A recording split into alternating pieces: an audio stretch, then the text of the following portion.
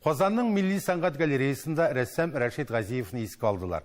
Ул байтақ ел Ғалескер Камал исемдәге Татар Дәүләт Академия театрында эшләгән. Күп кенә спектакльләрдәге декорация һәм костюмнар авторы, күргәзмәдә аның картиналары, сәхнә әсәрләренә эскизлары, фотосурәтләре тәкъдим ителде. Тулырак киләсе сюжетта.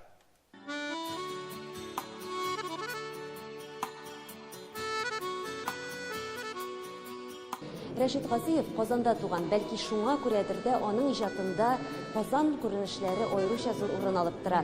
Бигрәк тә ул Казанның мәчетләрен яратып сүрәтләгән. Әйтик, аның бер картинасында Кол Шәриф мәчетенең төзелеше тарихка кереп калган.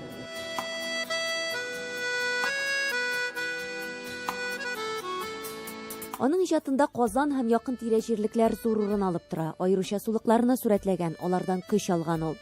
Пейзажларында поэтик рух, картиналарында аның кичерешләрен тоемлыйбыз. Бу эшләрдә Рәшид Ғазиевның Казан сәнгать мәктәбе традицияләрен дәвам итүчеләрнең берсе икәнлеге аермачык күренә. Үзенә ышанган чын художник. Бер кемгә буйсынмый һәм үзенекен эшли. Бу әлбәттә миңа якын, чөнки без 86 елда бакчалар безнең бергә, рядом, башта торабыз. Шуңа күрә мин аны гел күрәдер бакчада инде. Ул безнең студенец дип атала инде.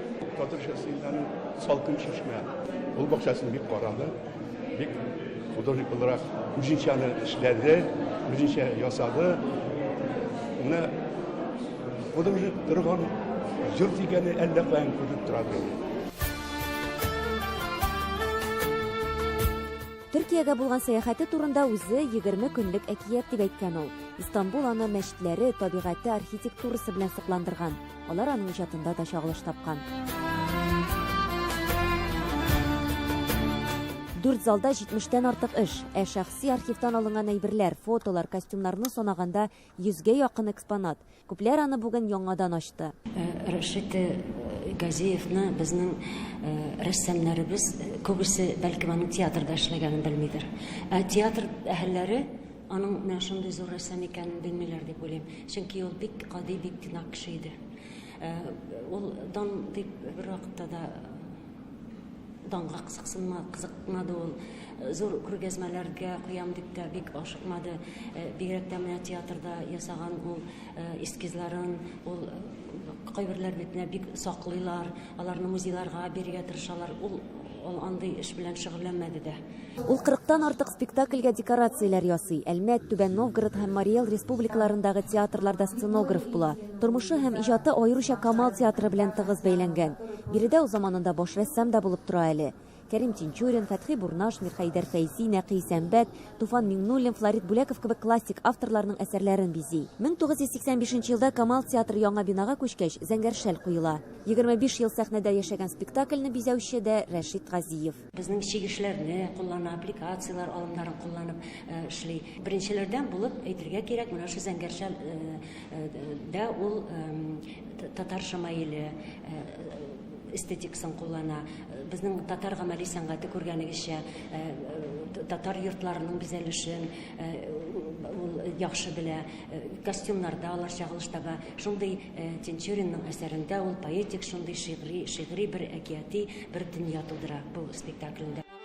Заманында Камал театрының йөзек кашы булган Аяз Гыйләҗевнең «Өч аршын җир» легендар спектаклендә бизәгән. Төрле чырларны күрсәткән декорацияләр була анда. 2008 елда чыккан «Бәби» спектакленең рәссамы да әле ул. Мәйдә бик своеобразный кеше иде ул бит. Бик талантлы була.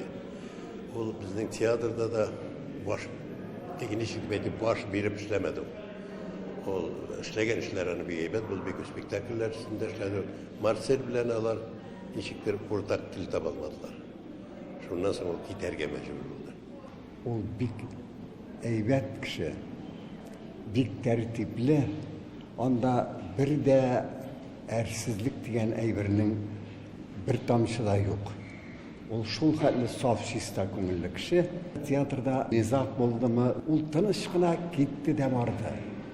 Чөнки әйтәм бит, бу дөньяда яшәү өчен әзгенә әле талант өстенә әрсезлек тә кирәк. Шул ни булды.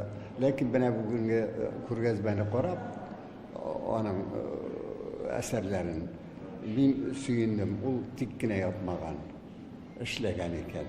Татарстанның халык рәссамы Рәшит Газиевның иҗат эшләре Дәүләт сынлы сәнгать музеенда, Камал театрында, Венгрия, Швеция, Австрия, Россиядәге шәхси тупланмаларда саклана. Әлеге күргәзмә исә 24 апрельгә кадәр дәвам итәчәк. Эльвира Хөснетдинова, Татарлар, Казан.